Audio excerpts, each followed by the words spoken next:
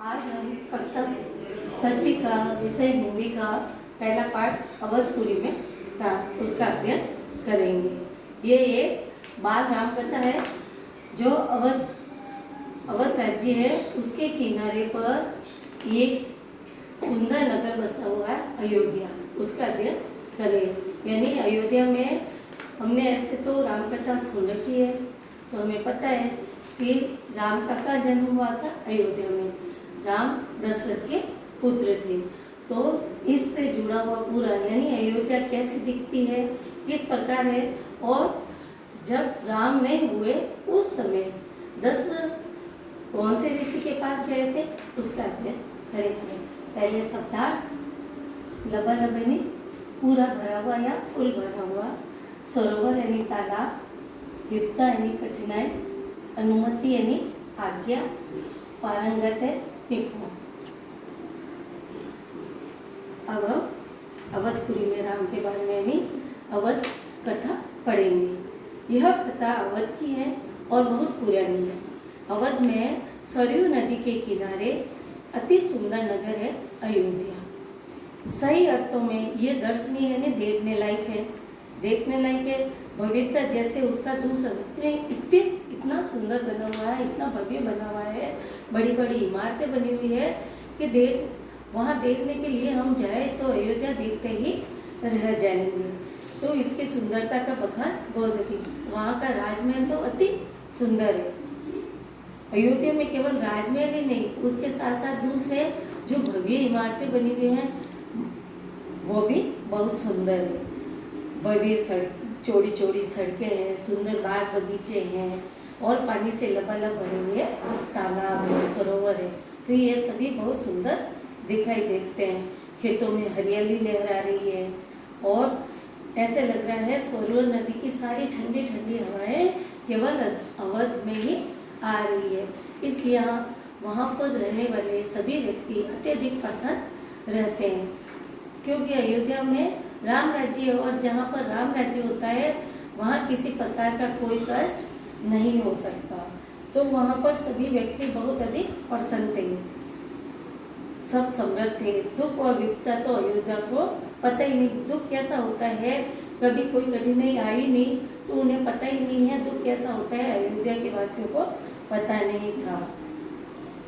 और जैसे ऐसे लगता है जैसे किसी ने अनुमति भी नहीं दी है कि दुख अयोध्या के अंदर प्रवेश कर सके उसे।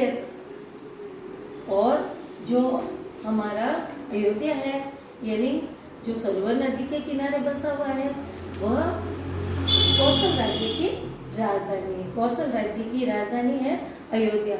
और वहाँ के राजा कौन थे अयोध्या के? राजा दशरथ। उनके राज्य में किसी प्रकार का कोई दुख नहीं था। सभी व्यक्ति बहुत अधिक प्रसन्न थे और वह न्यायप्रिय शासक थे। सभी के बारे में प्रजा का पूर्णतः ध्यान देते थे और उनकी बातों को गौर से सुनते थे। तो महाराज के अज के पुत्र थे, यानी दशरथ किसके पुत्र थे? अज, यानी महाराज दशरथ के पिता का नाम था अज।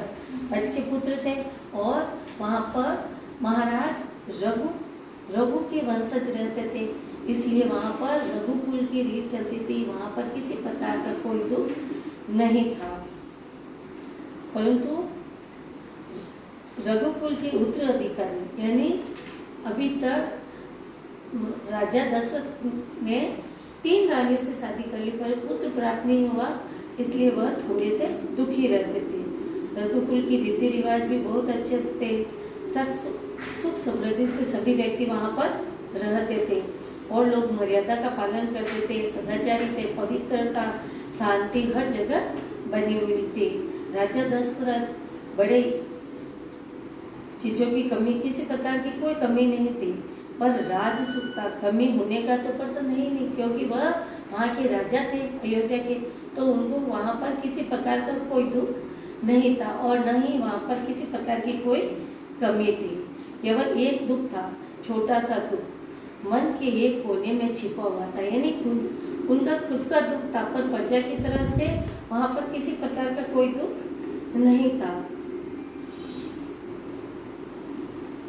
उनके कोई संतान नहीं थी, आयु लगातार बढ़ती जा रही थी और दशरथ की भी उम्र बढ़ती जा रही थी। अभी तक उनके एक भी पुत्र नहीं हुआ।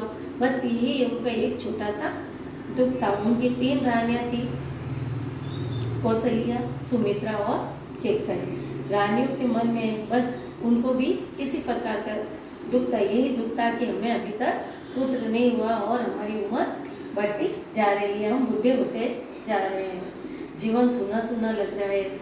जब घर में अगर पुत्र नहीं होता है तो घर कैसा रहता है, सूना सूना, किसी का मन नहीं लग रहा था। और राजा बहुत प्रसन्न थे, राज्य भी अच्छा कर रहे थे, परंतु इस प्रकार जब वो घर में आते या महल के अंदर जाते रानियों के पास, तो अब 3 रानी होने के बाद में भी उनको पुत्र की प्राप्ति नहीं थी, इसलिए वह उनको थोड़ा दुख मन में सता रहा था। ये सोचकर वहाँ राजा दशरथ किनके पास गए, गुरु वशिष्ठ के पास, और उनसे ये बात कही। उन्हें पूरी बात विस्तार से बताई कि मेरे अभी तक पुत्र नहीं है और मेरी उम्र भी बढ़ती जा रही है, मैं बूढ़ा होता जा रहा हूँ और मेरे मरने के बाद में इस राज्य को संभालेगा कौन, इसका उत्तराधिकारी कौन बनेगा। तो मुनि वशिष्ठ ने राजा दशरथ से क्या कहा, उन्हें समझाया। उन्होंने दशरथ से यज्ञ करने को कहा। मुनि वशिष्ठ ने क्या कहा कि आप क्या करिए, आप एक जाकर यज्ञ करिए। कौन सा यज्ञ, पुत्र अष्टि का यज्ञ। महर्षि ने कहा और उन्होंने पुत्र अष्टि का यज्ञ की तैयारी पूरी की और उसकी तैयारी में सब पूरे नगरवासी भी जुट गए साथ में, और यज्ञ शुरू हुआ। कहाँ पर हुआ, सरयू नदी के किनारे। यज्ञशाला सरयू नदी के किनारे बनी गई। यज्ञ में अनेक राजाओं को निमंत्रण दिया गया, यानी आमंत्रित किया गया, बुलाया गया। तमाम ऋषि मुनि भी पधारे। शंख ध्वनि, कुछ मन जो सब ऋषि मुनि पधारे थे वो कुछ ने तो शंख ध्वनि की, कुछ ने मंत्रों के उच्चारण किए और आहुति के साथ सभी ने आहुति दी। और अंतिम आहुति किसने दी, राजा दशरथ ने। यज्ञ पूरा हुआ। अग्नि देवता ने महाराज दशरथ को आशीर्वाद दिया और उन्हें पुत्र प्राप्ति का आशीर्वाद प्राप्त हुआ। उनकी 3 रानियां थी, महारानी कौशल्या, उनके राम को जन्म दिया चैत्र मास की 9वीं को। अब राम का जन्म कब हुआ, चैत्र मास की 9वीं को। और उनकी रानी सुमित्रा ने 2 पुत्र को जन्म दिया था, लक्ष्मण और शत्रुघ्न, और रानी कैकेयी ने एक भरत को जन्म दिया। यानी तीनों ही रानियों के पुत्र हुए थे। अब जब घर में पुत्र की प्राप्ति होती है तो क्या होता है, हर्ष उल्लास होता है, खुशियाँ मनाई जाती है। तो वैसे ही अयोध्या में भी जब दशरथ के पुत्र हुए तब बहुत अधिक खुशियाँ मनाई गई। पूरे भवन को, पूरे राज्य को सजाया गया और सभी मंगल गीत गाने लगे, नाच गाना होने लगा, उत्सव जैसे एक बड़ा उत्सव मनाया गया। प्रजा बहुत अधिक प्रसन्न हुई।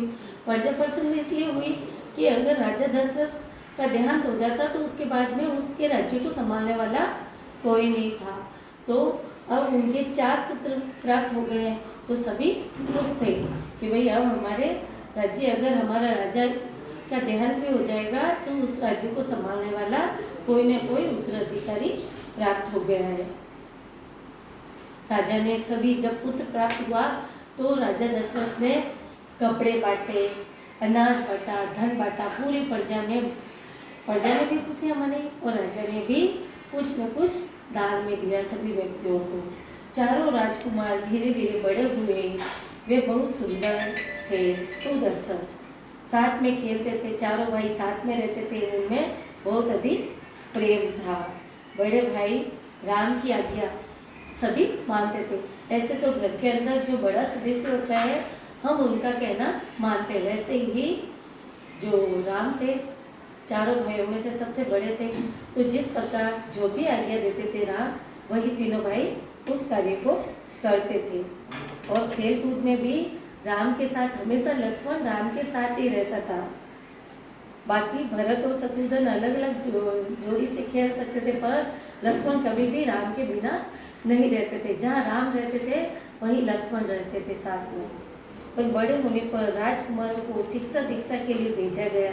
उन्हें शिक्षा भी दी गई, यानी आश्रम। पहले बच्चे पढ़ने के लिए विद्यालय नहीं जाते थे, कहाँ भेजा जाता था उनको? आश्रम में। तो उस समय चारों भाइयों को कहाँ भेजा गया? आश्रम में शिक्षा देने के लिए। वहाँ से वह शिक्षा और ज्ञान प्राप्त करके वापस अपने घर पे आए। उस समय केवल बच्चों को केवल किताबी पाठ नहीं पढ़ाए जाते थे, बच्चों को सभी चीज़ में निपुण किया जाता है, जैसे अस्त्र शस्त्र चलाना और किस प्रकार अपना कार्य वह स्वयं कर सकते हैं वह भी उनको सिखाया जाता था। चारों राजकुमार कुशाग्र बुद्धि के थे, यानी तेज बुद्धि के थे। जल्दी सब विद्याएं में पारंगत हो गए, यानी सारी विद्या उन्होंने सीख ली। राम इनमें सर्वोपरि थे, यानी चारों भाइयों को शिक्षा तो एक साथ एक ही गुरु से प्राप्त हुई है, परंतु उन चारों में से राम सबसे अधिक होनहार थे, होशियार थे और हर चीज को बारीकी से समझते थे। विवेकशील थे, शालीनता, न्यायप्रियता, ये सभी राजा दशरथ के राज्य में बड़े सभी व्यक्ति प्रेम से रहते थे। इसलिए वहाँ पर राज्य में कैसे थी? शांति थी। न्याय, ज्येष्ठ पुत्र होने के कारण इन्हें मानवीय गुणों के ओके, यानी ज्येष्ठ पुत्र कौन थे? राम। तो राम सबसे बड़े थे और राजा दशरथ को वो बहुत अधिक प्रिय थे।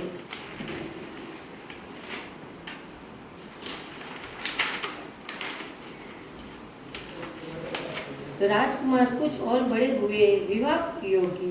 नगर में इसकी चर्चा होने लगी। महाराज दशरथ भी ऐसा ही चाहते थे, अपनी संतानों के लिए सुयोग्य वधुए यानी ववे। राम, लक्ष्मण, भरत, शत्रुघ्न, ये चारों भाई क्या हो गए? बड़े हो गए हैं। मिनिमम 16 वर्ष से भी बड़े अधिक हो गई है इनकी उम्र। और राम चाहते थे, दशरथ चाहते थे, इन चारों भाइयों में से पहले राम बड़े हैं, अगर चारों की नहीं तो राम की, तो पहले क्या करें? सगाई कर लें या शादी के लिए निमंत्रण भेजे राजाओं के पास। तो चारों भाई सुयोग्य यानी शादी करने योग्य हो गए थे। और वहाँ प्रजा में भी ये चर्चा होने लगी थी कि ये राजकुमार क्या हो गए? बड़े हो गए, इनके लिए विवाह योग्य बहुएं ढूंढनी है, वधुएं ढूंढनी है। और बाद में वह पुरोहितों को भी इससे शामिल कर लिया। इन्होंने अपने प्रजाजनों के बीच तो ये बात चर्चा की थी, साथ में जो पुरोहित जन थे, दूसरे देश के राजा महाराजा थे, उनके सामने भी ये बात कही। अब अयोध्या के राजमहल एक दिन ऐसी ही चर्चा चलती गई, सभी एक तो उस समय यही चारों ओर नगर में केवल यही चर्चा चलती गई कि भाई अब राम शादी योग्य हो गए हैं, उनके शादी करवा देनी चाहिए। अब इससे आगे हम कल अध्ययन करेंगे। कक्षा कार्य प्रश्न। अयोध्या नगर कहाँ बसा हुआ है? अयोध्या नगर सरूर नदी के किनारे बसा हुआ है। अवध के सरूर नदी के किनारे अयोध्या नगर बसा हुआ है। अयोध्या के राजा कौन थे? अयोध्या के राजा दशरथ थे। उनकी पत्नियों के क्या क्या नाम थे? कैकेयी, कौशल्या और सुमित्रा। अयोध्या किसकी राजधानी है? कौशल। ठीक है, गृह कार्य प्रश्न करने हैं आपको दो। दशरथ के कितने पुत्र हुए? उनके क्या क्या नाम थे? मुनि वशिष्ठ ने कौन से यज्ञ करने की सलाह दी थी?